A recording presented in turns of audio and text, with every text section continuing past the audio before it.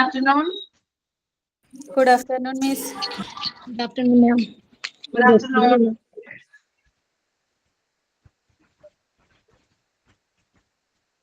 എല്ലാവർക്കും good afternoon കേട്ടോ. എല്ലാവരും ഫുഡൊക്കെ കഴിച്ചോ?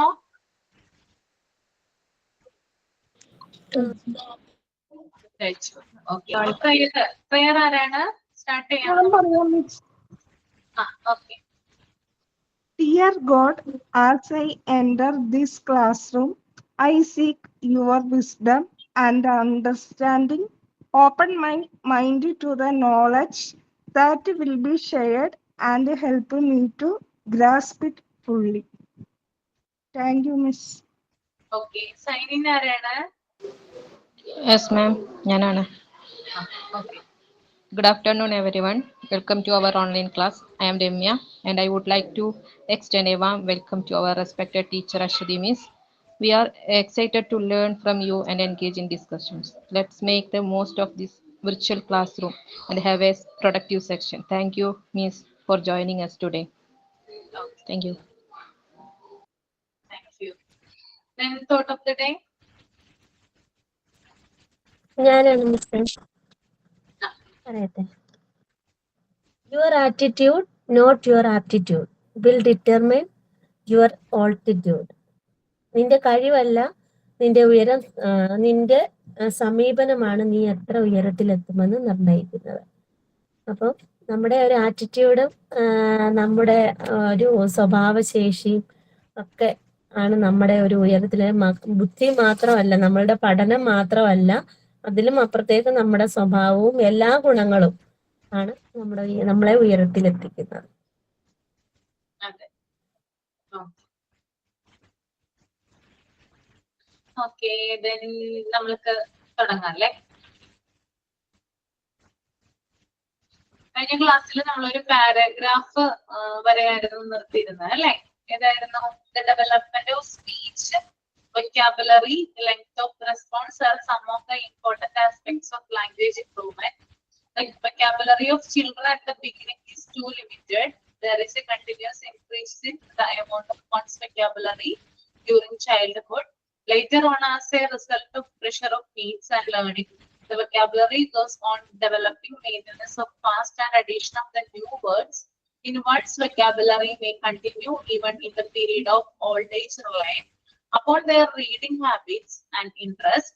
In addition to change in vocabulary and speech, the pattern of reaction also changes with age.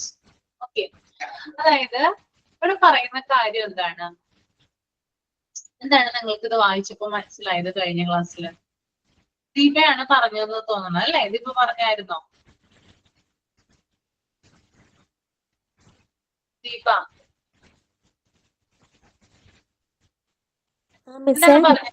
എന്താണ് പറഞ്ഞത് കഴിഞ്ഞ ക്ലാസ്സിൽ ഈ ഒരു പാരഗ്രാഫ് വായിച്ചപ്പോ? അന്ന് പറഞ്ഞത് the development of speech vocabulary, സംസാര ശേഷി,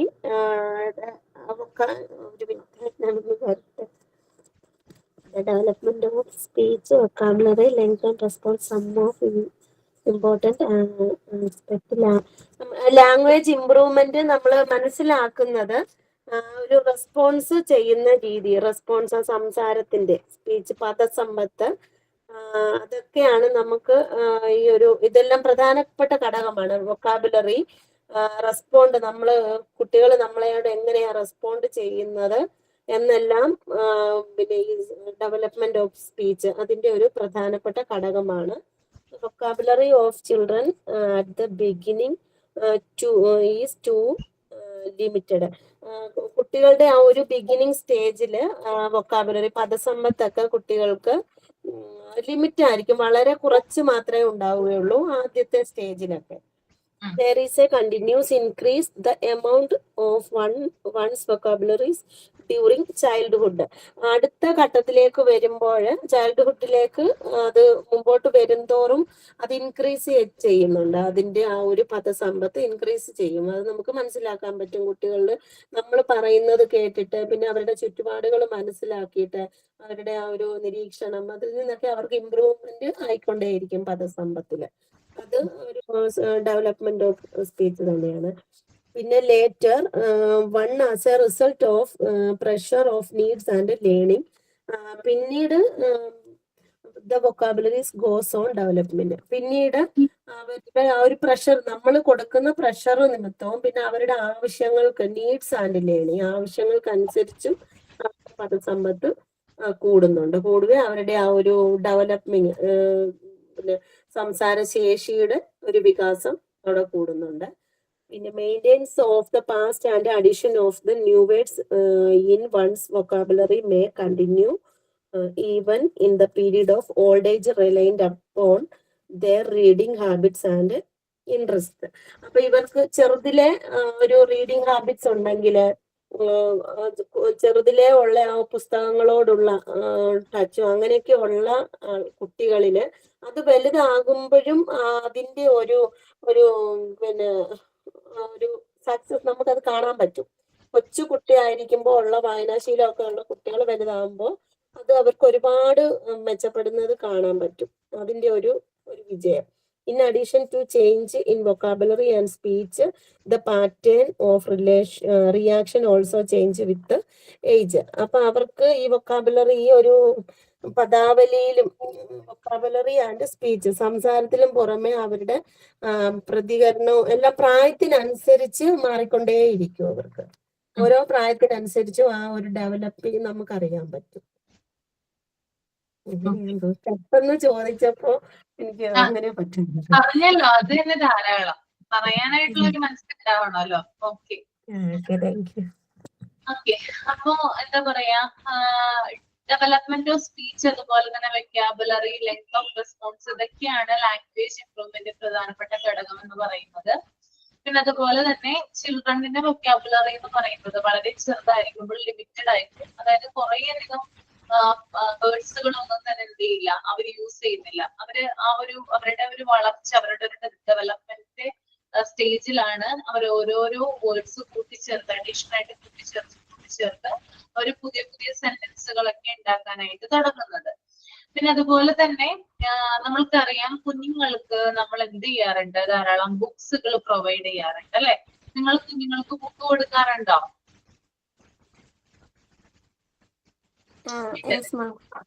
ഏതൊക്കെ ബുക്സ് ആണ് വാങ്ങിച്ചു കൊടുക്കുന്നത്? ഇപ്പൊ വാങ്ങിച്ചു കൊടുക്കുന്നത് കുറെ, അവന് ഏറ്റവും ആദ്യമൊക്കെ കുഞ്ഞു കളിക്കുടുക്ക തൊട്ടാണ് ഞാൻ തുടങ്ങിയത്. കുഞ്ഞു കുഞ്ഞു കഥകൾ പറഞ്ഞു കൊടുത്ത് കളിക്കുടുക്ക വായിച്ച് കൊടുക്കുമായിരുന്നു. ശരിക്കും പറഞ്ഞാൽ ഇപ്പൊ അവന് ഇഷ്ടം, ബുക്ക് സ്റ്റോളിൽ പോയാൽ അവൻ ഏറ്റവും കൂടുതൽ എടുക്കുന്നത് ഈ പരീക്ഷണങ്ങളുടെ, ശാസ്ത്രത്തിന്റെയൊക്കെ ടെക്സ്റ്റ് ഉണ്ടല്ലോ, പരിസ്ഥിതിയുടെയൊക്കെ, വൃക്ഷം എന്നൊക്കെ പറഞ്ഞിട്ട് ഒരു പിന്നെ പിക്ചറൊക്കെ കാണുവാണെങ്കിൽ അവൻ പെട്ടെന്ന് ആ ബുക്സ് എടുത്തിട്ട് പറയാം അത് മതിയെന്ന്. അവന് പിന്നെ കവിതകളൊക്കെ, പാട്ടുകൾ ഭയങ്കര ഇഷ്ടമാണ്. കവിതകൾ കേൾക്കുന്നത് എത്ര സമയം വേണമെങ്കിലും അവൻ ആ കവിതകൾ കേൾക്കും. നമ്മൾ ഈ പിന്നെ പാട്ട് യൂട്യൂബിലൊക്കെ വെച്ച് കൊടുത്ത് ഒന്ന് കാണണ്ട, അവന് കേട്ടാൽ മതി. അതൊക്കെ ഭയങ്കര ഇഷ്ടമാണ്. സ്റ്റോറീസും എല്ലാം ഇഷ്ടമാണ്. അങ്ങനെയൊക്കെ കുറച്ച് എനിക്ക് തോന്നുന്നു ആ പ്രായത്തിനെക്കാട്ടി കൂടുതൽ കുറച്ചുകൂടെ പ്രായമുള്ള കുട്ടികൾ ഇഷ്ടപ്പെടുന്ന രീതിയിലാണ് കുഞ്ഞു കുഞ്ഞു കുട്ടി കവിതകളൊക്കെ, ഈസോപ്പ് കവിതകളൊക്കെ ഞാൻ വാങ്ങിച്ചു വെച്ചിട്ടുണ്ട്. അത് കൊടുക്കുന്നതിനെക്കാട്ടി ഗുണപാഠ കഥകളൊക്കെ, ആമയുടെ മുയലിന്റെയും ഒക്കെ ഉണ്ടല്ലോ, അതിനേക്കാളും അവന് ഇൻട്രസ്റ്റ് കുറച്ചുകൂടി വലിയ ബുക്സിനോടാന്ന് എനിക്ക് തോന്നിയിട്ടുണ്ട്. കാരണം അതൊക്കെയാണ് അവൻ എടുക്കുന്നത്. അപ്പം നമ്മൾ ബുക്ക് സ്റ്റോളിൽ കൊണ്ടുപോയാലും ഞാൻ പറയും നിനക്ക് ഇഷ്ടമുള്ള ബുക്സ് എടുക്കാൻ പറയുമ്പോഴും അവൻ കൂടുതൽ ഈ ശാസ്ത്രപരമായിട്ട് നമ്മുടെ അറൗണ്ട്സ് കാണുന്നത് EVS ഒക്കെ ഉണ്ടല്ലോ, അങ്ങനെയൊക്കെയുള്ള കുറച്ച് ബുക്സിനോടാണ് അവന്റെ താല്പര്യം എന്ന് എനിക്ക് തോന്നിയിട്ടുണ്ട്. അപ്പൊ ഞാനത് വാങ്ങിക്കൊടുക്കും അല്ലേ? അതായത് ഓരോ സ്റ്റേജിലും കുഞ്ഞുങ്ങളുടെ ബുക്സ് അല്ലെങ്കിൽ അവര് വായിക്കുന്ന ബുക്സുകൾ എന്ന് പറഞ്ഞാൽ ഡിഫറെന്റ് ആയിരിക്കും അല്ലെ? അങ്ങനെ നിങ്ങൾക്ക് തോന്നിയിട്ടുണ്ടോ ഓരോ സ്റ്റേജിലും കുഞ്ഞുങ്ങൾ വായിക്കുന്ന ബുക്സ് ഡിഫറെന്റ് ആണെന്ന്? അല്ലെ? അതായത് നമ്മള് ഇപ്പോ ഫോർ എക്സാമ്പിൾ പറയുകയാണെങ്കിൽ, നമ്മൾ നഴ്സറിയിൽ പഠിക്കുന്ന ഒരു കുഞ്ഞാണെങ്കിൽ നമ്മൾ വായിച്ചു കൊടുക്കുന്ന ബുക്സ് എന്ന് പറയുന്നത് കളിക്കുടുക്ക, അതുപോലെ മിന്നാമിന്നി, അങ്ങനെ അതുപോലെ തന്നെ ധാരാളം പിക്ചേഴ്സ് ഉള്ള ബുക്സുകള്, പിന്നെ അതുപോലെ ലെറ്റേഴ്സ് അടങ്ങിയിട്ടുള്ള ബുക്സുകള്, ഇതൊക്കെ ആയിരിക്കും കൂടുതലായിട്ട് അവർക്ക് വാങ്ങിച്ചു കൊടുക്കുക. ഓക്കെ, പിന്നെ അതിനുശേഷം അവർ കുറച്ചുകൂടി വലുതായി കഴിയുമ്പോൾ ബുക്കിന്റെ സ്വഭാവമേ മാറും. അതായത് അത്തരത്തിലുള്ള ബുക്കുകൾ വായിക്കാനായിട്ട് ചിലപ്പോൾ അവർ ഇഷ്ടപ്പെടുന്നുണ്ടാവില്ല, കുറച്ചും കൂടി ഒരു വലുതായി കഴിയുമ്പോൾ കേട്ടോ. അപ്പൊ ഈ ഒരു കളിക്കുടയ്ക്കും അതുപോലെ തന്നെ മിന്നാമിനി അങ്ങനെയുള്ള പുസ്തകങ്ങൾക്ക് പകരമായിട്ട് നമ്മള് ബാലരമ, ബാലഭൂമി അങ്ങനെയുള്ള ബുക്സുകൾ കൂടുതലായിട്ട് കുഞ്ഞുങ്ങൾ വായിക്കാനായിട്ട് തുടങ്ങും. ഓക്കെ, അതായത് ബാലരമ വായിക്കാൻ തുടങ്ങിയിട്ടുണ്ട്, വായിക്കാൻ തുടങ്ങി അല്ലേ? ഇഷ്ടപ്പെട്ടു തുടങ്ങിയിട്ടുണ്ട്. വായിക്കാൻ മായാവിയുടെ അങ്ങനെയൊക്കെയുള്ള ചിത്രകഥകള് അവന് വായിക്കാൻ തുടങ്ങിയിട്ടുണ്ട്. ചിത്രകഥകള് അങ്ങനെയുള്ള കുറെ കാര്യങ്ങളൊക്കെ ഇതിനകത്ത് ഇൻക്ലൂഡഡ് ആണ്. കുറെ സ്റ്റോറീസ് ഉണ്ട് അങ്ങനെയുള്ള. അതായത് മുമ്പ് വായിച്ചിരുന്നപ്പോ, അതായത് കുഞ്ഞുങ്ങളെ നമുക്ക് വായിച്ചു കൊടുക്കണമായിരുന്നു. ചിലപ്പോൾ അവർക്ക് കുറിച്ച് വായിക്കാനൊന്നും അറിയാത്തൊരു സ്റ്റേജിലായിരിക്കും നമ്മൾ ഇങ്ങനെയുള്ള കളിക്കുടുക്കയും അതുപോലെ തന്നെ മിന്നാമിനിയും അങ്ങനെയുള്ള കാര്യങ്ങളും ബുക്കുകളൊക്കെ പ്രൊവൈഡ് ചെയ്യുന്നത്. എന്നാൽ കുറച്ചും കൂടി വലുതായി കഴിയുമ്പോൾ അവർ തനിയെ വായിക്കാനായിട്ട് തുടങ്ങും, അവർ കഥകൾ ഇഷ്ടപ്പെടാൻ തുടങ്ങും, അങ്ങനെയുള്ള കാര്യങ്ങളൊക്കെ അവർ കൂടുതലായിട്ട് അറിയാനായിട്ട് ശ്രമിക്കും. അപ്പൊ ആ ബുക്സ് എന്ന് പറയുന്നത് ആ ഒരു ലെവല് മാറി കൂടുതൽ കുറച്ചും കൂടി റേഞ്ച് കൂടുതലായിട്ടുള്ള കാര്യങ്ങൾ അല്ലെങ്കിൽ അങ്ങനത്തെ ബുക്സുകൾ അവര് കൂടുതൽ വായിക്കാനായിട്ട് തുടങ്ങുന്നു. ഇനി അവരുടെ ഒരു ഹൈസ്കൂൾ കാലഘട്ടം ആകുമ്പോൾ ഈ ബാലരമയും അതുപോലെ തന്നെ ബാലഭൂമിയൊക്കെ വായിക്കുന്നത് അവര് നിർത്താനായിട്ട് തുടങ്ങും. ചില കുഞ്ഞുങ്ങൾ വായിക്കാം, പക്ഷെ ഓൾമോസ്റ്റ് അതായത് ആ ഒരു എന്താ പറയുക കാലഘട്ടം കഴിഞ്ഞല്ലോ. അപ്പോ അവര് കൂടുതൽ ലൈബ്രറി ബുക്സിനെ എന്താ പറയാ ഡിപ്പെൻഡ് ചെയ്യാനായിട്ട് തുടങ്ങുന്ന ഒരു സമയമാണ്. അതായത് കൂടുതൽ നോവലുകള്, കൂടുതൽ കഥകള്, കവിതകള്, ക്വിസുകള്, അതായത് അങ്ങനെയുള്ള ധാരാളം കാര്യങ്ങൾ അവര് വായിക്കാനായിട്ട് തുടങ്ങുന്ന ഒരു സമയമാണ് അവരുടെ ഹൈസ്കൂൾ കാലഘട്ടം. അപ്പൊ ഈ ഓരോ സ്റ്റേജിലും, അതായത് അവരുടെ ആ ഒരു നഴ്സറി കാലഘട്ടത്തിലും അതുപോലെ തന്നെ അവരുടെ പ്രൈമറി സ്റ്റേജിലും അതുപോലെ ഹൈസ്കൂൾ കാലഘട്ടത്തിലും അവർക്കുണ്ടാകുന്ന വേർഡ്സുകളുടെ ഒരു എന്താ പറയാ കൂട്ടം എന്ന് പറയുന്നത്, അല്ലെങ്കിൽ അവര് നേടിയെടുക്കുന്ന വേർഡ്സ് എന്ന് പറയുന്നത് കുറച്ചും കൂടി കൂടുതലായിരിക്കും. അതായത് ഓരോ സ്റ്റേജിലും അവരെന്ത് ചെയ്യുന്നുണ്ട്, പുതിയ പുതിയ വേർഡ്സുകൾ കണ്ടെത്തുന്നുണ്ട്, പുതിയ പുതിയ സെന്റൻസുകൾ ക്രിയേറ്റ് ചെയ്യുന്നു. അങ്ങനെ അവര് വലുതാകും തോറും അവരുടെ ആ ഒരു വൊക്കാബുലറി എന്ന് പറയുന്നത് കൂടി കൂടി വരുവാണ്. ഇപ്പൊ വായനാശീലം, റീഡിംഗ് ഹാബിറ്റ് ഉള്ള ഒരു കുട്ടിയെ സംബന്ധിച്ചാണെങ്കിൽ ആ കുട്ടി ഈ 3 സ്റ്റേജിലൂടെ കടന്നുപോയി ആ കുട്ടിയുടെ ഒരു എന്താ പറയാ വാർദ്ധക്യം അല്ലെങ്കിൽ ആ കുട്ടി ഒരു മുതിർന്ന വ്യക്തിയാകുമ്പോൾ, അതായത് വയസ്സ് ഒരു 60-70 വയസ്സിലോട്ടൊക്കെ ആ കുട്ടി എത്തുവാണെങ്കിൽ, ആ ഒരു വ്യക്തി എത്തുവാണെങ്കിൽ അപ്പോഴും അവർക്ക് റീഡിംഗ് ഹാബിറ്റ് എന്ന് പറയുന്നത് ഉണ്ടാകും. ചിലപ്പോൾ അത് ന്യൂസ് പേപ്പർ കൂടുതലായിട്ട് വായിക്കുന്നതായിരിക്കും, അല്ലെങ്കിൽ വലിയ വലിയ കഥകള്, ഇതിഹാസങ്ങളൊക്കെ ഉണ്ടല്ലോ, രാമായണം, മഹാഭാരതം അങ്ങനെയുള്ള ബുക്കുകളിലേക്കൊക്കെ എന്ത് ചെയ്യാം, ഈ ഒരു കുഞ്ഞ് വലുതായി കടന്നെന്ന് വരാം. ഓക്കെ, അപ്പൊ ഒരിക്കലും നമ്മുടെ റീഡിംഗ് ഹാബിറ്റ് എന്ന് പറയുന്നത് എന്താണ്, ഒരിക്കലും മാഞ്ഞു പോകാത്ത ഒന്നാണ്. ശരിക്കും പറഞ്ഞാൽ നമ്മൾ എന്ത് ചെയ്യണം, നമ്മളിപ്പോ കുഞ്ഞുങ്ങൾക്ക് നമ്മൾ ഭയങ്കരമായിട്ട് എന്തെങ്കിലും അവരുടെ ബർത്ത്ഡേസ് വരുമ്പോഴോ അല്ലെങ്കിൽ നമ്മൾക്ക് എന്തെങ്കിലും ഇപ്പൊ നമുക്ക് സാലറി ഒക്കെ കിട്ടുന്ന ആ ഒരു സമയത്തോ നമ്മൾ എന്ത് ചെയ്യാറുണ്ട്, കുഞ്ഞുങ്ങൾ ധാരാളം ചോക്ലേറ്റ്സും ടോയ്സും ഒക്കെ മേടിച്ചു കൊടുക്കാറുണ്ട് അല്ലെ. അപ്പൊ അത് മേടിച്ചു കൊടുക്കേണ്ടതല്ലെന്ന് ഞാൻ പറയുന്നേ, പക്ഷെ അതിന് പകരം നമ്മളൊരു ബുക്കാണ് ആ കുട്ടിക്ക് കൊടുക്കുവാണെങ്കിൽ അത് കുറച്ചും കൂടി നല്ലതാണ്. കുട്ടിയുടെ വായിച്ചു കൊടുക്കാറുണ്ട് അല്ലെ. അങ്ങനെ എന്തെങ്കിലും വിശേഷ ദിവസങ്ങൾ വന്നാല് ഞാൻ ഒന്നും അങ്ങനെ ആലോചിക്കത്തില്ല, ഈ ബുക്സാ വാങ്ങിക്കും. പിന്നെ അവന്റെ ഫ്രണ്ട്സ് അങ്ങനെ ആർക്കെങ്കിലും എന്തെങ്കിലും കൊടുക്കണം എന്ന് അങ്ങനെ ബർത്ത്ഡേ ഒക്കെ ഉണ്ടെങ്കിൽ ഞാൻ ഇവന്റെ ബുക്സ് വാങ്ങിച്ചു കൊടുത്തിട്ട് ഇവനെ കൊണ്ട് അതാ കൊടുക്കും. പിന്നെ അല്ലാത്ത സമയങ്ങൾക്കൊക്കെയാണ് അവനല്ലാത്ത ടോയ്സും ഒക്കെ വാങ്ങി കൊടുക്കുന്നത്. വിശേഷ ദിവസങ്ങൾ എന്ത് വന്നാലും ഈ ബുക്സ് ഇവനും ഞാൻ സമ്മാനമായിട്ട് കൊടുക്കുന്നത് അങ്ങനെയാ. പിന്നെ ഇവന്റെ ഫ്രണ്ട്സിന് ഇവനെ കൊണ്ട് കൊടുപ്പിക്കുന്നതും. അപ്പൊ ഇപ്പൊ അവനത് ഓക്കെയാണ്. അവൻ വേറൊന്നും അങ്ങനെ ചൂസ് ചെയ്യാറില്ല. അവനും എന്തെങ്കിലും ബുക്ക് വാങ്ങി കൊടുക്കണമെന്നൊക്കെ ഉണ്ട്, അങ്ങനെ കൊടുക്കും. അല്ലേ. അപ്പോ ഇത്തരത്തിലുള്ള കാര്യങ്ങള് എന്താണ് എന്താ പറയാ, ഇങ്ങനെ നമ്മള് ബുക്സുകള് വാങ്ങിച്ചു കൊടുക്കാനായിട്ട് ശ്രമിക്കുക. എല്ലാ വർഷവും അല്ലെങ്കിൽ 6 മാസം കൂടുമ്പോഴോ ഒക്കെ എന്ത് ചെയ്യുക, നമ്മൾ ഓരോരോ ബുക്ക് അവർക്ക് പ്രൊവൈഡ് ചെയ്യുക. അപ്പോ അവരുടെ അത് നമ്മുടെ ഇപ്പൊ നമ്മൾക്കറിയാം ഏറ്റവും കൂടുതൽ കംപ്ലൈന്റ് ഉള്ളത് കുഞ്ഞുങ്ങൾ കൂടുതൽ സ്ക്രീൻ ടൈം കൂടുതലാണ് അല്ലെ. കുഞ്ഞുങ്ങൾ മൊബൈൽ കളിക്കുന്നതൊക്കെ എന്താണ് കൂടുതലാണ്. അപ്പോ ആ ഒരു എന്താ പറയാ ഹാബിറ്റ് ആയിപ്പോയി കുട്ടികളുടെ. അതിന് പകരം നമ്മള് ബുക്സുകൾ പതുക്കെ, അതായത് കുഞ്ഞുങ്ങൾക്ക് നമ്മൾ ബുക്സുകൾ കൂടുതലായിട്ട് കൊടുക്കുവാണെങ്കിൽ, ആ ഒരു ശീലം നമ്മൾ വളർത്തിയെടുക്കുവാണെങ്കിൽ കുഞ്ഞുങ്ങൾ ആ ബുക്കുകളുടെ ലോകത്തേക്ക് ആകും പിന്നെ പോകുന്നത്. അപ്പൊ ഇങ്ങനെയാണ്, അതായത് ഒരു വ്യക്തി ജനിച്ചു വീഴുന്നത് മുതൽ അവന്റെ ഓരോ സ്റ്റേജിലും ഇങ്ങനെയുള്ള റീഡിംഗ് ഹാബിറ്റിലൂടെയാണ് അവന് വേർഡ്സുകൾ എന്ത് ചെയ്യുന്നത്, അവന് റെഗുലറൈസ് ആകുന്നത്. അതുപോലെ തന്നെ സെന്റൻസുകൾ കൂടുതൽ ഉപയോഗിക്കുന്നത്, കൂടുതൽ കാര്യങ്ങൾ നോളജ് വർദ്ധിക്കുന്നത്. ബുക്സ് റീഡിങ്ങിലൂടെ വേറെ കാര്യം എന്ന് പറഞ്ഞാല് നോളജ് ആണ് അല്ലെ, നോളജ് ലേണിംഗ് ആണ്. അത് നല്ല രീതിയിൽ എന്തുണ്ടാവും, നോളജ് നമ്മുടെ കൂടുതലാവാനായിട്ട് ചാൻസ് കൂടുതലാണ് അല്ലെ. അപ്പോൾ ഇത്തരത്തിലുള്ള കാര്യങ്ങളൊക്കെ സംഭവിക്കുന്നതിന് വേണ്ടിയിട്ട് ബുക്സ് കൂടുതലായിട്ട് പ്രൊവൈഡ് ചെയ്യുക എന്നുള്ളതാണ് ഏറ്റവും നല്ല കാര്യം. ഓക്കെ, ഇതാണ് ആ പാരഗ്രാഫിൽ പറയുന്നത് കേട്ടോ. മനസ്സിലായോ?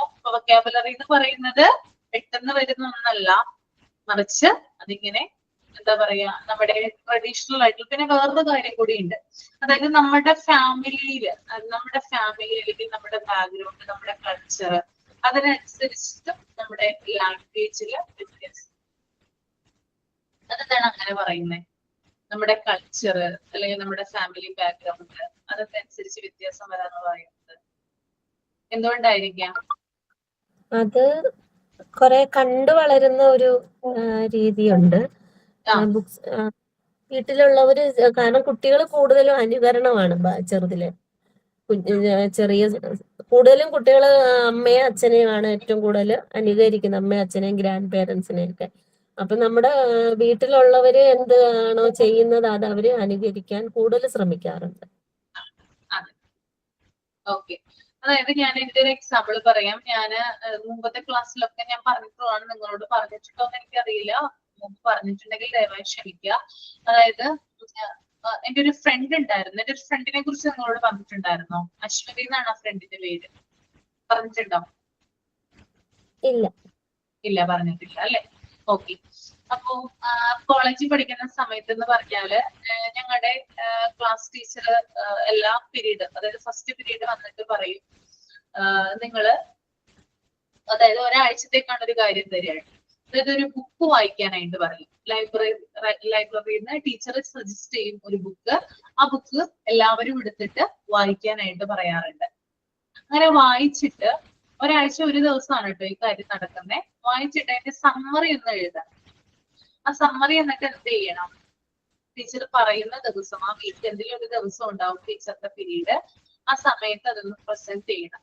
എല്ലാവരും തന്നെ വായിക്കണം കേട്ടോ, ആരും തന്നെ മാറി നിൽക്കാനായിട്ട് പറ്റില്ല. എല്ലാവർക്കും നിർബന്ധമായിട്ട് പറഞ്ഞു തന്നാണ്, എല്ലാവരും തന്നെ സമ്മറി എഴുതുകയും വേണം, എല്ലാവരും വായിക്കുകയും വേണം. ഓക്കെ, അപ്പോ ടീച്ചറുടെ ഉദ്ദേശം എന്ന് പറഞ്ഞാൽ ഞങ്ങളുടെ ലാംഗ്വേജ് ഇംപ്രൂവ് ചെയ്യാന്നുള്ളതാണ്. അതായത് ആ ബുക്സ് വായിച്ചിട്ട് നമ്മുടെ തോട്ടുകൾ എന്താണോ, നമ്മൾക്ക് തോന്നിയിട്ടുള്ള കൺക്ലൂഷൻ എന്താണോ അത് നമ്മൾ എഴുതണം. അതിലൂടെ നമ്മുടെ ആ ഒരു ലാംഗ്വേജ് ഡെവലപ്പായി വരുന്നതാണ് ടീച്ചറുടെ ആ ഒരു എയിം എന്ന് പറയുന്നത്. അപ്പോ ഇതിങ്ങനെ കൊടുക്കും, എല്ലാ ആഴ്ചയും കൊടുക്കും. എല്ലാ ആഴ്ചയും വിൻ ചെയ്യുന്നത് എന്റെ ഫ്രണ്ട് ആയിരിക്കുള്ളൂ. അശ്വതി എന്നാണ് അവളുടെ പേര്. അവളായിരിക്കുള്ളൂ വിൻ ചെയ്യുന്നത്. അവളിപ്പോ പാലക്കാട് ഹൈസ്കൂൾ ടീച്ചറായിട്ട് വർക്ക് ചെയ്യുവാണ്, ഗവൺമെന്റ് സ്കൂളില്. അപ്പോ ഇത് വായിക്കുന്നത് മാത്രമല്ല, വായിച്ചു കഴിഞ്ഞിട്ട് ടീച്ചർ എന്ത് ചെയ്യുന്നോ, 2 മഞ്ച് കൊടുക്കാറുണ്ട്, ചോക്ലേറ്റ് കൊടുക്കും. അന്നത്തെ എന്നൊക്കെ പറഞ്ഞാൽ കുറെ കാലങ്ങൾക്ക് മുമ്പാണ് കേട്ടോ. അപ്പൊ ഭയങ്കരമായിട്ട് ഏറ്റവും കൂടുതൽ ഇഷ്ടപ്പെട്ട ഒരു ചോക്ലേറ്റ് എന്ന് പറഞ്ഞാൽ എല്ലാവർക്കും മഞ്ചായിരുന്നു ആ സമയത്ത്. അപ്പൊ ഈ മഞ്ച് 2 എണ്ണം കൊടുക്കും. അപ്പൊ ഇത് കണ്ടിട്ടെന്ന് പറഞ്ഞാൽ എല്ലാവരും മത്സരിക്കും. കാരണം ഇത് വാങ്ങിക്കണല്ലോ, ടീച്ചറിനെ വാങ്ങിക്കാന്ന് പറഞ്ഞാൽ ഭയങ്കരമുള്ള ഒരു അംഗീകാരമാണല്ലോ. അപ്പൊ എല്ലാ ആഴ്ചയും വായിക്കുമ്പോൾ എല്ലാ പ്രാവശ്യവും വിന്നറാകുന്നത് ഇവള് മാത്രമാണ്. അപ്പോ ഞാൻ ഇവളോട് ചോദിച്ചു, നീ എന്താ ചെയ്യുന്നേ, നീ എന്താണ് ഈ എഴുതുന്നേ, എന്തുമാത്രം എഴുതിയിട്ടാണ് ഈ ടീച്ചർ എപ്പോഴും നിനക്ക് തരുന്നതെന്ന് ചോദിച്ചു. ഓക്കെ, അവള് പ്രസന്റ് ചെയ്യുന്ന സമയത്ത് ചിലപ്പോൾ നമുക്ക് ശ്രദ്ധിക്കാൻ പറ്റില്ല, കാരണം അവള് പ്രസന്റ് ചെയ്തിട്ടായിരിക്കും ചിലപ്പോൾ ഞാൻ പ്രസന്റ് ചെയ്യുന്നത്. അപ്പോ നമ്മൾ അതിന്റെ ഒരു പ്രിപ്പറേഷനിലായിരിക്കും, അത് നോക്കിയായിരിക്കും ഇരിക്കുന്നത്. അപ്പൊ ഇവളുടെ പേപ്പർ ഞാൻ വായിച്ചു നോക്കിയപ്പോ എന്ന് പറഞ്ഞാല് നല്ല അതിഗംഭീരമായിട്ടുള്ള ലാംഗ്വേജ് ആണ്. അതായത് നല്ല സ്റ്റാൻഡേർഡ് ആയിട്ടുള്ള ലാംഗ്വേജിലാണ് ഇവളിത് പ്രിപ്പയർ ചെയ്യുന്നത്. ഓക്കെ, അപ്പൊ ഞാൻ ചോദിച്ചത് എങ്ങനെയാ നിനക്ക് ഇത്രയധികം സാധിക്കുന്നതെന്ന് ചോദിച്ചു. അപ്പൊ അവള് പറഞ്ഞു, ഞാൻ നന്നായിട്ട് ലൈബ്രറി യൂസ് ചെയ്യാറുണ്ട്, ഞാൻ നന്നായിട്ട് ബുക്കുകൾ വായിക്കുന്ന ഒരു കൂട്ടത്തിലാണെന്ന് പറഞ്ഞു. അപ്പോ അതിനിടയ്ക്ക് മറ്റുള്ള കുട്ടികൾ പറയുന്നുണ്ട്, ഞങ്ങളും ലൈബ്രറി ബുക്സ് വായിക്കാറുണ്ടല്ലോ എന്ന് പറഞ്ഞു.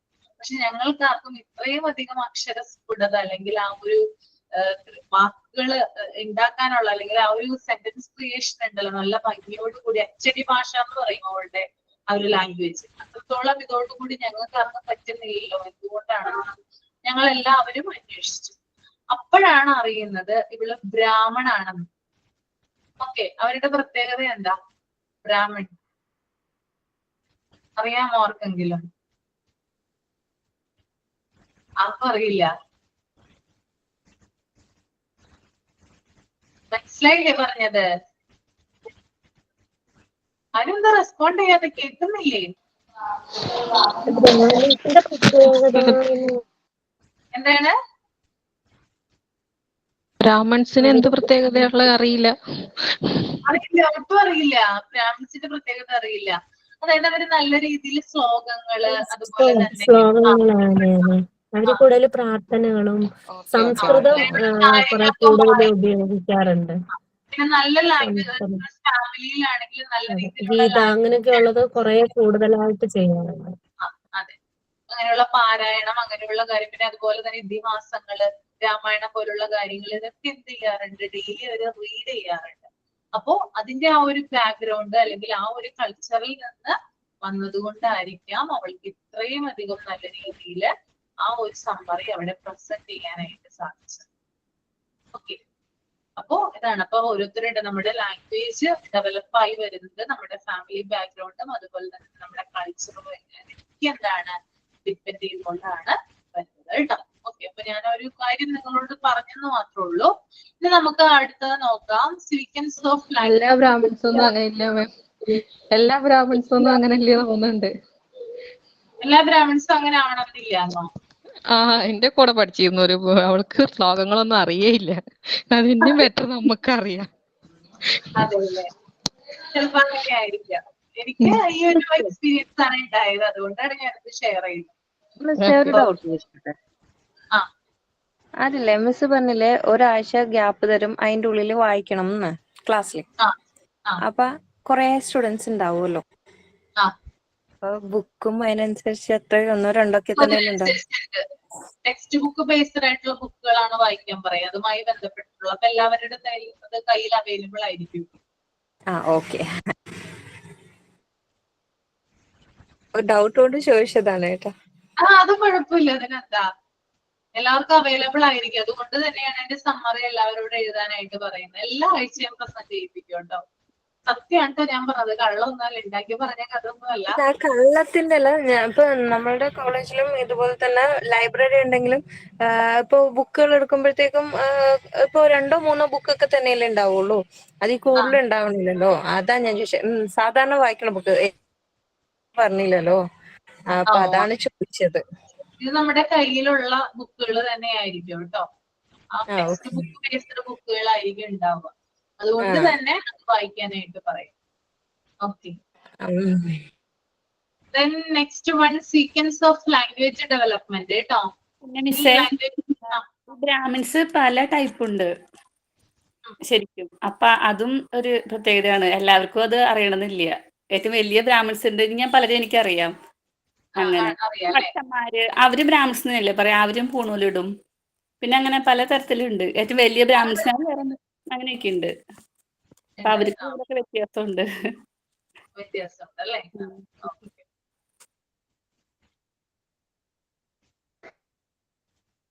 മിസ് ഉദ്ദേശിച്ചത് അമ്പലത്തില് പൂജ ചെയ്യുന്ന നമ്പൂതിരിമാരേനെ ആയിരിക്കും അല്ലെ?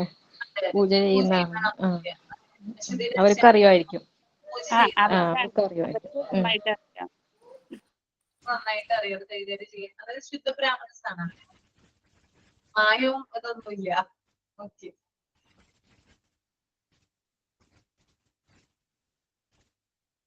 അടുത്തത് സീക്വൻസ് ഓഫ് ലാംഗ്വേജ് ഡെവലപ്മെന്റ് ആണ് കേട്ടോ. അതായത് നമ്മള് നേരത്തെ പറഞ്ഞ കാര്യങ്ങൾ തന്നെയാണ് നമ്മള് പാരഗ്രാഫിൽ നമ്മുടെ ഒരു ടേബിളിൽ ഡിസ്കസ് ചെയ്തിട്ടുണ്ടായിരുന്നു. അതിനകത്ത് പറയുന്ന സെയിം കാര്യം തന്നെയാണ് ഇവിടെ കുറച്ചുകൂടി ബേസ് ആയിട്ട് പറയുന്നതെന്നുള്ളൂ കേട്ടോ. അപ്പൊ നമുക്ക് നോക്കാം. There may be individual differences so far as the language development is connected, but the order remains the same for all. അപ്പൊ എന്തൊക്കെയാണ് ലാംഗ്വേജ് ഡെവലപ്മെന്റ് സീക്വൻസ് എന്ന് നോക്കാം. The general arrangements of language development is as follow. താഴെ കൊടുത്തിരിക്കുന്ന ചില കാര്യങ്ങള് language ഡെവലപ്മെന്റുമായി ബന്ധപ്പെട്ടിരിക്കുന്നു. First one, at birth language is practically absent. അതായത് ബർത്ത് ലാംഗ്വേജ് എന്ന് പറയുന്നത് ആബ്സെന്റ് ആവുള്ളൂ അല്ലെ? അതായത് കുഞ്ഞ് പറന്ന് വീഴുമ്പോൾ തന്നെ ലാംഗ്വേജ് ഉപയോഗിക്കുവോ? പ്രസൻസ് ആണോ അബ്സെന്റ് ആണോ അവിടെ? ലാംഗ്വേജ് ഒന്നും ഉപയോഗിക്കില്ല. ബർത്ത് ലാംഗ്വേജ് എന്ന് പറയുന്നത് പ്രാക്ടിക്കലി ആബ്സെന്റ് ആണ്. Then at about 4 weeks, small throat sounds are noticed.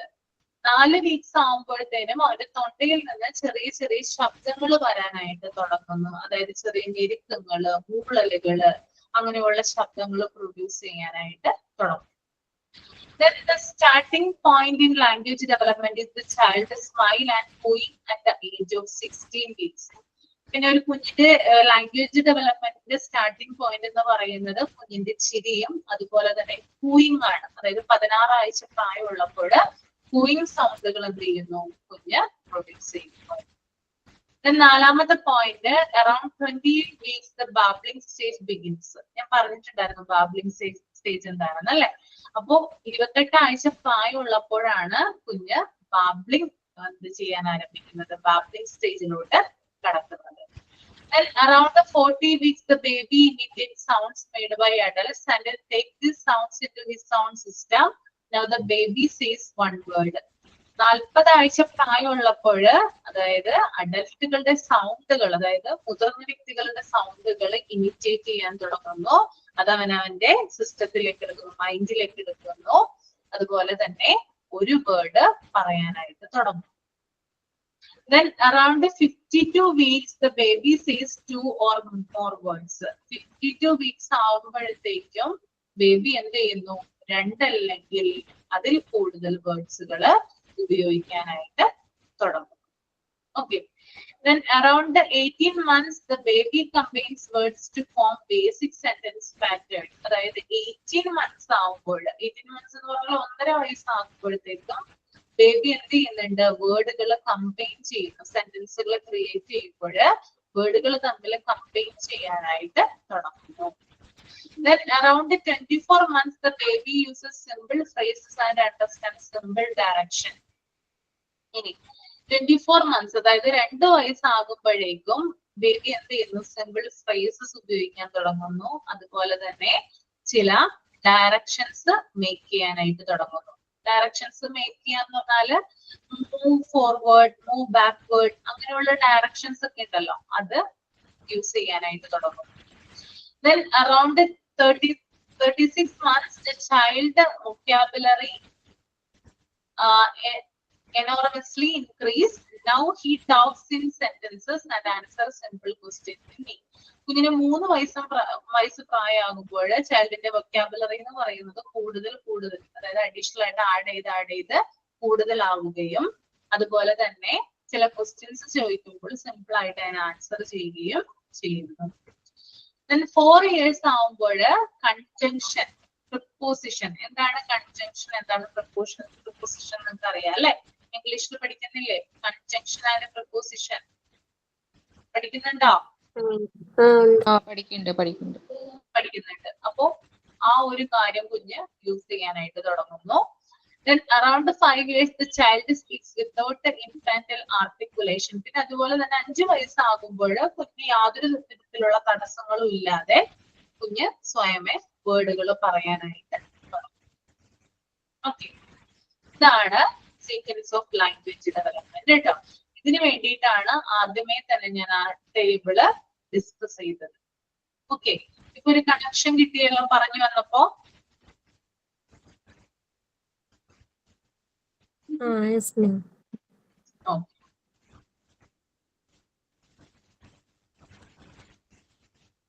Ramya ഇതൊന്ന് വായിക്കട്ടോ. Ramya AV. Okay, ma'am. Factors influencing language development. Okay. The important factors that influence language developments are the child's maturity pattern, child's maturity level, or more particularly, his physical and motor development, influence his grammatical behavior and different ages. Around 6 months, her parents heard her producing sounds like Baba, Mama, Papa. The development of such letters, similar sounds, is called bubbling. Anu's mother is very happy when Anu articulates her first meaningful word ma around the age of 9 months. She had articulated this word on seeing her mother. When a child utters the word milk, it carries a whole sentence in it. Depending on the context, it may mean that the child wants milk or that she is full and does not want any more. Also, one word may be used to name several objects. For example, all four-legged animals may be called by the one word dog. It is gradually she learned the difference and learns to use specific names like cow, goat, and horse. At about 18 months, Anu had a vocabulary of about 50 words. As her second year birthday solicited, Anu could link two words and make sentences like my doll, Papa pen, Mama office, Papa office, etc. By the second birthday, a child can create about 100 words. എന്താ പറയുന്നതിനകത്ത് explain ചെയ്യാം.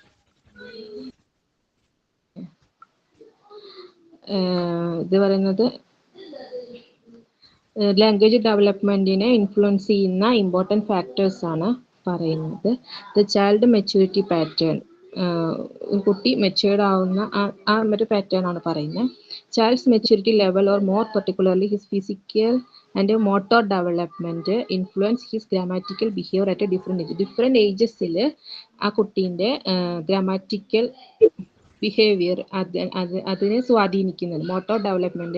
Motor and physical development അതിന് different ഏജസിൽ എന്താ പറയുക അതിൻ്റെ കുട്ടിയുടെ maturity ലെവലിനെ അത് depend ചെയ്തിരിക്കുന്നു. മീൻസ് അതായത് ഒരു കുട്ടിയുടെ എക്സാമ്പിൾ ആയിട്ട് ഇവിടെ റിലേറ്റ് ചെയ്തിരിക്കുകയാണ് ലാംഗ്വേജ് ഡെവലപ്മെന്റിന്. അനു എന്ന് പറയുന്ന കുട്ടിയുടെ ഇതായിട്ടാണ് റിലേറ്റ് ചെയ്തിരിക്കുന്നത്. അത് മനസ്സിലായല്ലോ അല്ലേ? അത് മനസ്സിലായി. മനസ്സിലായി. അപ്പൊ അതൊന്ന് പറഞ്ഞേ. Around 6 months, her parents heard her producing sounds like Baba, Mama, Papa. ഈ കുട്ടി ആ ഒരു 6 മന്തിലുള്ള സമയത്ത് ആ കുട്ടി സൗണ്ട് പ്രൊഡ്യൂസ് ചെയ്യുന്നത് ഇങ്ങനെയാണ്, ബാബ, പപ്പ, മമ്മ എന്ന് പറഞ്ഞിട്ടാണ്. The development such letter similar sounds called babbling. ഇങ്ങനെ ഈ സൗണ്ട് ഇങ്ങനെ ഉണ്ടാക്കുന്നതിന് ബബ്ലിംഗ് എന്ന് പറയുന്നത് അല്ലേ മിസ്സേ? Anu's mother is very happy when Anus articulates her first meaningful word ma. അനുവിന്റെ മദർ വളരെ ഹാപ്പിയാണ് അവളുടെ ആ മാ എന്നുള്ള വേർഡ് കേട്ടപ്പോൾ. അത് around the age of 9 months, 9 മാസം അല്ലേ മിസ്സേ? 9 മാസം ആയപ്പോഴേക്കും പറയാനായിട്ട് എനിക്ക് പറയാൻ ബുദ്ധിമുട്ടൊന്നുമില്ല. ഞാൻ പറഞ്ഞ ശരിയാണോന്ന് എനിക്ക് അറിയുന്നില്ല, അതാ പ്രശ്നം. Okay okay. അളക ഒന്ന് പറയാമോ? അളക, ഞാൻ വേറെ ആരെ കൊണ്ടെങ്കിലും പറയിപ്പിക്കാം. എല്ലാവരും പറയണമല്ലോ. അളക ഒന്ന് പറയാമോ? ഒന്ന് എക്സ്പ്ലെയിൻ ചെയ്യാമോ? സ്റ്റാർട്ടിങ് തൊട്ടാണോ ഇല്ലേ? അറൌണ്ട് 6 months തൊട്ട് മതി. അറൌണ്ട് 6 months അതോടെ പറയാമോ? 6 മാസം മുതല് അനുവിന്റെ പാരന്റ്സ് അവളിങ്ങനെ ബാബ, മാമ, പാപ്പ എന്നുള്ള സൗണ്ട്സ് പ്രൊഡ്യൂസ് ചെയ്യാൻ തുടങ്ങിയിട്ടുണ്ട്. പിന്നെ അങ്ങനെ പ്രൊഡ്യൂസ് ചെയ്ത സൗണ്ട്സിനെയാണ് നമ്മൾ ബാബ്ലിംഗ് എന്ന് പറയുന്നത്. പിന്നെ അനുവിന്റെ മദർ വളരെ ഹാപ്പി ആയിരുന്നു. അനു ഫസ്റ്റ് ആയിട്ട് മാ എന്ന് പറയുന്ന ആ ഒരു മീനിങ് വേർഡ് 9 months പറഞ്ഞപ്പം. ഇത് അമ്മേനെ കാണുമ്പോഴാണ് കുട്ടി ആ വേർഡ് പറഞ്ഞുകൊണ്ടിരുന്നത്. When the child utters the word milk, it carries a whole sentence in it. അപ്പം ചൈൽഡ് മിൽക്ക് എന്ന് പറയുമ്പോഴാണ് പറയുന്നത് വേർഡ് മിൽക്ക് എന്ന് പറഞ്ഞിട്ടുണ്ടെങ്കിൽ പാല് എന്ന് പറഞ്ഞാല് കുട്ടിക്ക് പാല് വേണം എന്നുള്ള ഉദ്ദേശത്തിലായിരിക്കും കുട്ടി പറയാം. ഒരൊറ്റ വേർഡില് മീനിങ് നമ്മൾ മനസ്സിലാക്കണം, അതാണ് ഉദ്ദേശിക്കുന്നത് എന്നുള്ളത്. Depending on the context, it may mean that the child wants milk or that she is full and does not want anymore. അത് കുടിച്ച് കഴിഞ്ഞിട്ടാണ് മിൽക്ക് എന്ന് പറയുന്നതെങ്കിൽ മതിയായിട്ടാണ് പറയുന്നത്.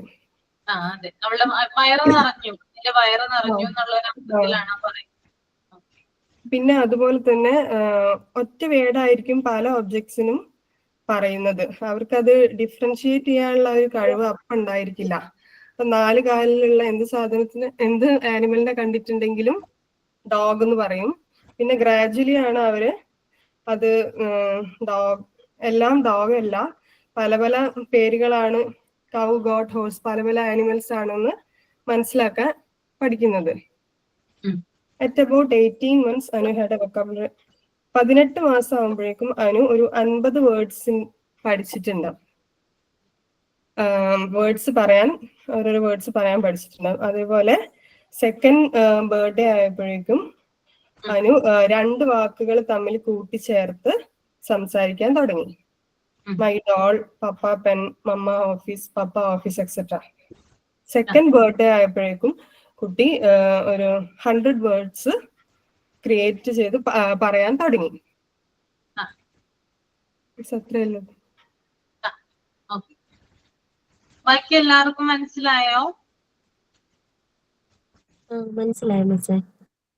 മനസ്സിലായല്ലേ? ഓക്കെ. അതായത് അനു എന്ന് പറയുന്ന കുട്ടിയുടെ എക്സാമ്പിൾ വെച്ചിട്ട് ആ കുട്ടിയുടെ ലാംഗ്വേജ് ഡെവലപ്മെന്റ് ആണ് ഇവിടെ പറയുന്നത് കേട്ടോ. 6 മാസം പ്രായമുള്ളപ്പോൾ ബാബ, മാമ, പാപ്പ എന്ന് പറയുന്ന സൗണ്ട്സ് പ്രൊഡ്യൂസ് ചെയ്യുന്നു. അതുപോലെ തന്നെ കുട്ടി ആദ്യം അനുവിന്റെ അമ്മയെ എന്താണ് മാ എന്ന് വിളിക്കുമ്പോൾ, അല്ലെങ്കിൽ ആ ഒരു വേർഡ് വിളിക്കുമ്പോൾ മദർ എന്ന് പറയുന്ന ആ ഫീലിംഗ് അമ്മയ്ക്ക് ഉണ്ടാകുന്നു, ഭയങ്കര ഹാപ്പി ആകുന്നു.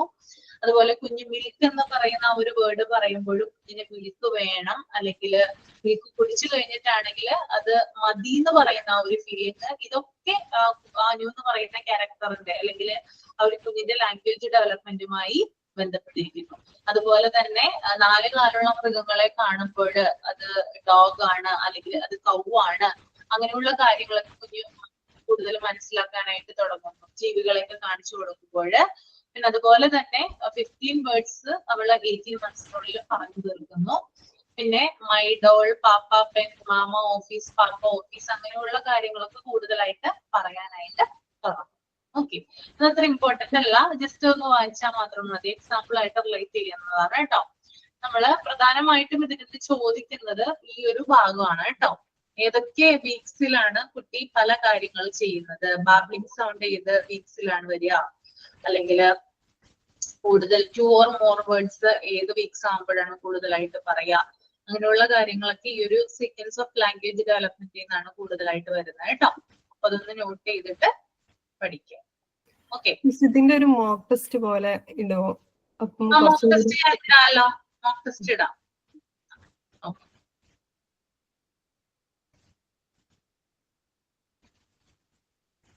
അപ്പൊ ഇന്ന് വേർഡ്സ് ഒക്കെ കൊണ്ടുവന്നിട്ടുണ്ടോ നിങ്ങള്?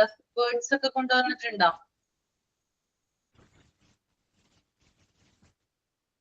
ഉണ്ട് കൊണ്ടുവന്നിട്ടുണ്ട്. പിന്നെ ന്യൂസ് പേപ്പർ റീഡിംഗ് ഉണ്ടോ? ഉണ്ട്. അതുണ്ട് അല്ലേ? ഉണ്ട്. അപ്പൊ നമുക്ക് അത് ഒന്ന് വായിക്കാം, അതിനുശേഷം നമ്മൾക്ക് പുതിയ ചാപ്റ്റർ തുടങ്ങി വെക്കാം കേട്ടോ. ഓക്കെ, പുതിയ ചാപ്റ്റർ ഞാൻ എടുക്കുന്നത് യൂണിറ്റ് 9 ആണ്, ഡിഫൻസ് മെക്കാനിസം, സൈക്കോളജിയുമായിട്ട് റിലേറ്റഡ് ആണ് കേട്ടോ.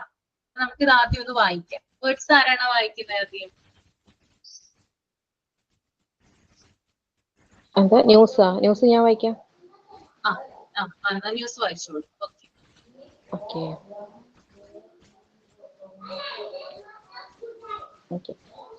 വായിക്കട്ടെ. വായിച്ചോളൂ.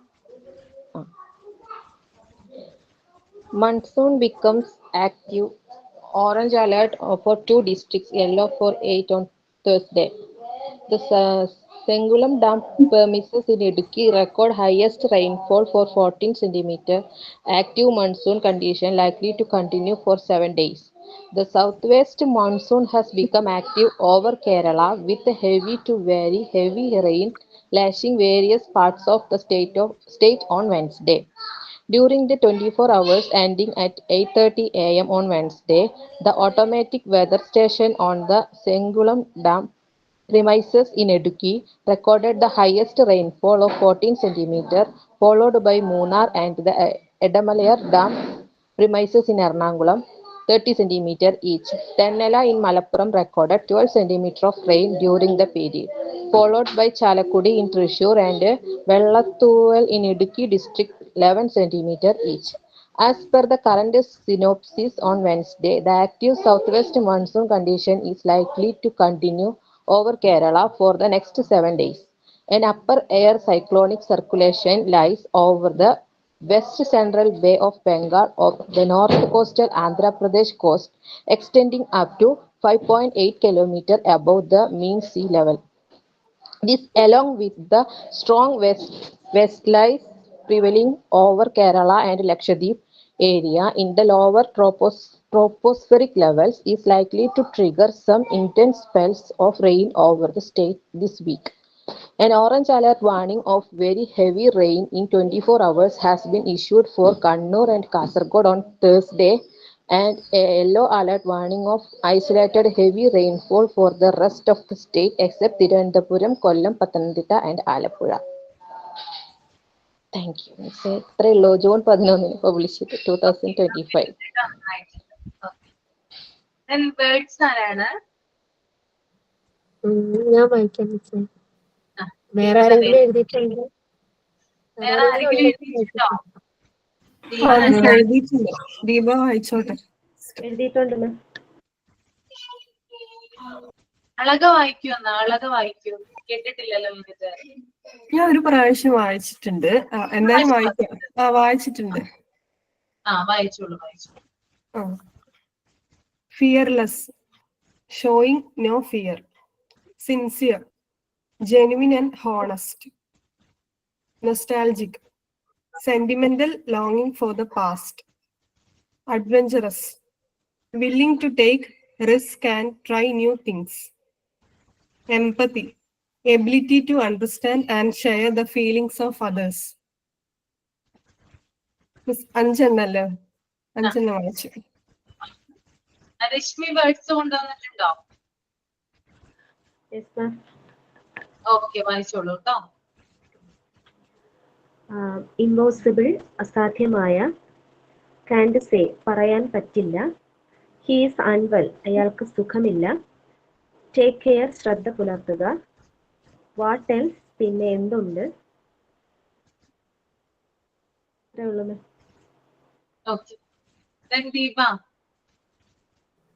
മിസ്സേ, വാക്ക് വായിക്കണോ കഥ വായിക്കണോ? ഞാൻ രണ്ടും എഴുതിയിട്ടുണ്ടായിരുന്നു. വേർഡ്സ് അതും ഉണ്ട്, വേർഡ്സും ഉണ്ട്. കഥ വായിച്ചാൽ മതി. Okay. The power of A kind words, ഒരു നല്ല വാക്കിന്റെ ശക്തി, അങ്ങനെയാണ് കഥയുടെ പേര്. Once upon a time, in a small village, there lived a boy named Arun. He was quite shy and often felt invisible in his school. He thought no one really noticed him. One day, his teacher handed back a test. Arun had done very well, and for this first time, the teacher smiled at him and said, "Great job, Arun. I am proud of you." That simple sentence changed everything. Arun felt confident for the first time. He started raising his hand in class, helping others, and slowly made new friends. All because someone believed in him. Years later, Arun became a teacher himself. He never forgot how one kind word had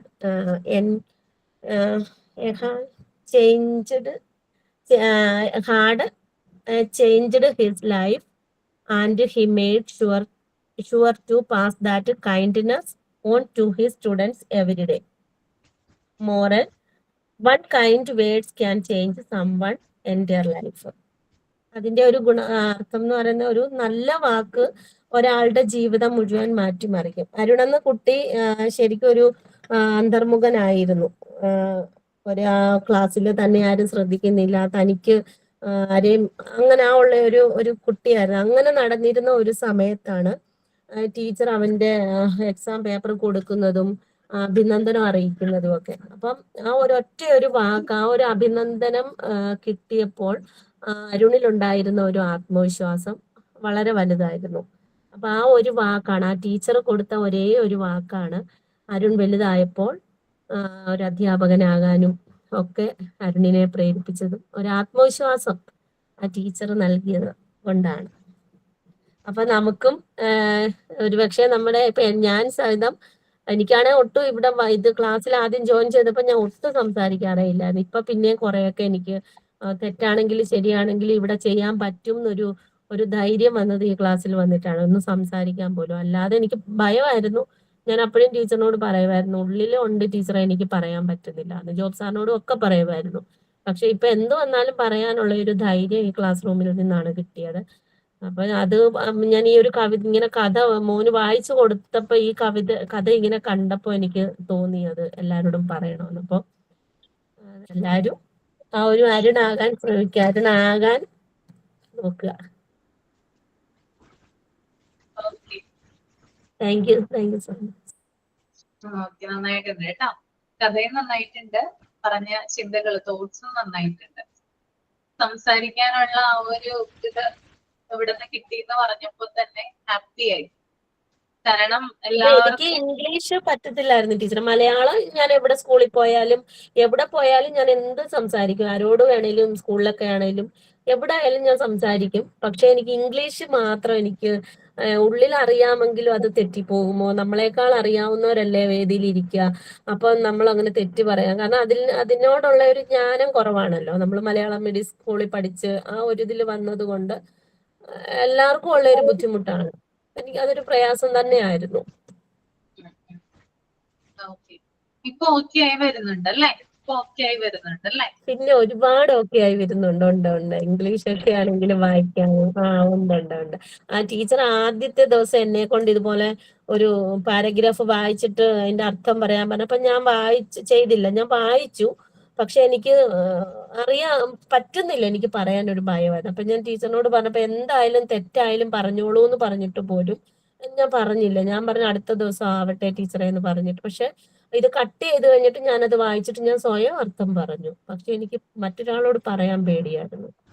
പക്ഷെ improve ആയിട്ടുണ്ട്. എല്ലാരും ഇങ്ങനെ തന്നെ improve ചെയ്യാട്ടോ. Okay, ആരും വായിക്കാതിരിക്കരുത് അല്ലെങ്കിൽ പറയാതിരിക്കരുത്. എന്തെങ്കിലും ചോദിക്കുമ്പോ നിങ്ങളെ വളർത്താൻ വേണ്ടിയിട്ടാണ് ഞാനിത് ചോദിക്കുന്നത്, നിങ്ങളെ കൊണ്ട് പറയിപ്പിക്കുന്നതും അതുപോലെ തന്നെ നിങ്ങളുടെ എക്സ്പീരിയൻസ് ഷെയർ ചെയ്യാൻ പറയുന്നത്.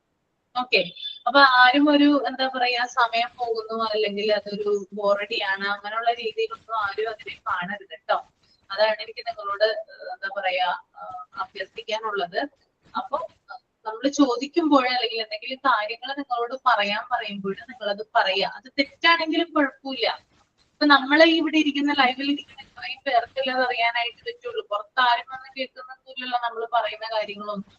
പിന്നെ റെക്കോർഡ് ക്ലാസ് കാണുന്നവർക്ക് കേൾക്കാനായിട്ട് സാധിക്കും. അപ്പോൾ അത് നിങ്ങളുടേതായിട്ടുള്ള വ്യൂ പോയിന്റ്സ് അല്ലെങ്കിൽ നിങ്ങളുടെ ഒപ്പീനിയൻസ്, നിങ്ങളുടെ കാഴ്ചപ്പാടുകളൊക്കെ നിങ്ങൾക്ക് ഷെയർ ചെയ്യാം. അതിനുള്ള ഒരു പ്ലാറ്റ്ഫോമാണ് ശരിക്കും പറഞ്ഞാൽ. നിങ്ങളെ കൂടുതൽ വളർത്തുക എന്നുള്ളതാണ് ഞങ്ങളുടെ ലക്ഷ്യം എന്ന് പറയുന്നത്. ഒരു ടീച്ചറാക്കുക എന്ന് പറയുന്നത് നിസ്സാരപ്പെട്ട കാര്യമൊന്നുമില്ല അല്ലെ. ധാരാളം കാര്യങ്ങൾ ഒരു ടീച്ചർ പഠിക്കേണ്ടതുണ്ട്. അല്ലെങ്കിൽ ഒരു കുഞ്ഞുങ്ങളെ, ഭാവി തലമുറയാണ് നിങ്ങൾ വാർത്തെടുക്കുന്നത് അല്ലെ. നിങ്ങളുടെ കയ്യിൽ കിട്ടുന്ന ഓരോ കുഞ്ഞുങ്ങളും നാളത്തേക്കുള്ള വാഗ്ദാനങ്ങളാണ്. അപ്പോ അവരെ മെയിൻറ്റെയിൻ ചെയ്ത് കൊണ്ടുപോകുക എന്ന് പറയുന്നത് ചില്ലറ കാര്യമൊന്നുമല്ല. അപ്പൊ ആ കാര്യങ്ങൾ നമ്മൾ അറിയാൻ വേണ്ടിയിട്ട് അല്ലെങ്കിൽ അവരെ ആ ഒരു രീതിയിലാക്കുന്നതിന് വേണ്ടിയിട്ട് നിങ്ങൾക്ക് കുറേയധികം നിങ്ങൾ തനിയെ കുറെ കാര്യങ്ങൾ ചെയ്യേണ്ടതുണ്ട്. ചിലപ്പോൾ എല്ലാവരും നമ്മുടെ കൂടെ എപ്പോഴും ഉണ്ടായെന്ന് വരില്ല. ഒറ്റയ്ക്ക് നമ്മൾ സ്ട്രഗിൾ ചെയ്യേണ്ട അല്ലെങ്കിൽ പ്രോബ്ലംസിനെ ഫേസ് ചെയ്യേണ്ട സാഹചര്യങ്ങളൊക്കെ വന്നിട്ടുണ്ട്.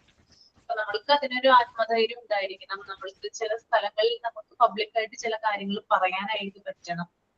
അതൊക്കെ ഇതിനകത്ത് വരുന്നതാണ് കേട്ടോ. പിന്നെ ടീച്ചർ എന്നതിലുപരി നല്ലൊരു പേഴ്സൺ ആയിരിക്കുക എന്നുള്ളതും വളരെ ഇമ്പോർട്ടന്റ് ആയിട്ടുള്ള കാര്യമാണ്.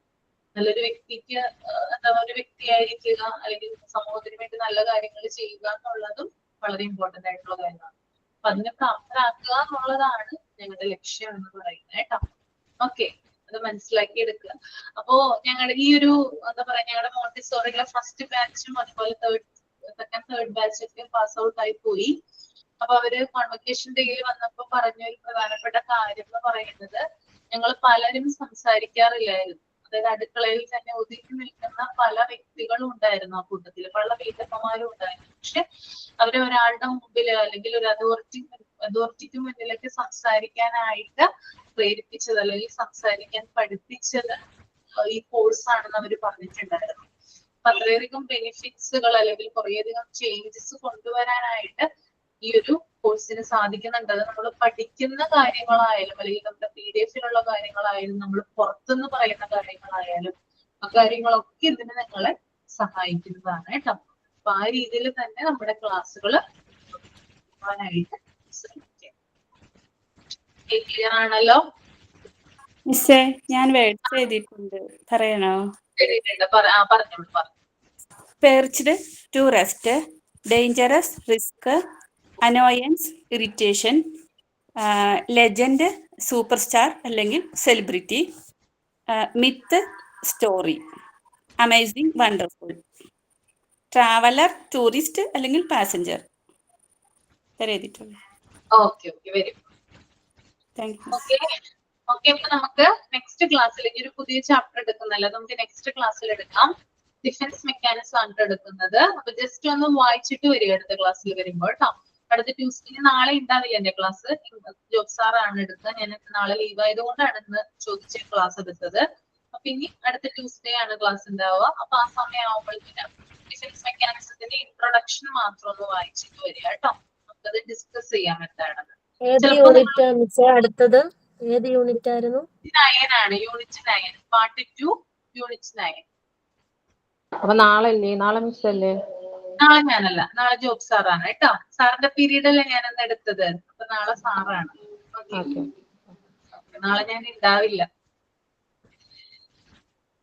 ഡിഫൻസ് മെക്കാനിസം ആണോ? ഡിഫൻസ് മെക്കാനിസം ആണ്. ഓക്കെ, അപ്പൊ നമുക്ക് വൈൻഡപ്പ് ചെയ്യാം അല്ലെ? സൈൻ ഔട്ട് ചെയ്തോളൂ കേട്ടോ. Okay. A huge thank you to our respected teacher Ashwati Miss for engaging and informative online session today. And your patience, clarity and expertise made us the class true enriching. Thank you to all my dear friends for your active participation and enthusiasm. Looking forward to the next class. Thank you so much. Okay, thank you so much. അപ്പൊ എല്ലാവരും തന്നെ ക്ലാസ്സിൽ ഉണ്ടായിരിക്കട്ടെ. Interesting ആയിട്ടുള്ള chapter ആണ് defence mechanism. നമുക്ക് സൈക്കോളജിയുമായി ബന്ധപ്പെട്ട കാര്യങ്ങളാണ് അതിനകത്ത് പറയുന്നത് കേട്ടോ. Okay, thank you. Next week കാണാം. Okay, thank you. Thank you miss.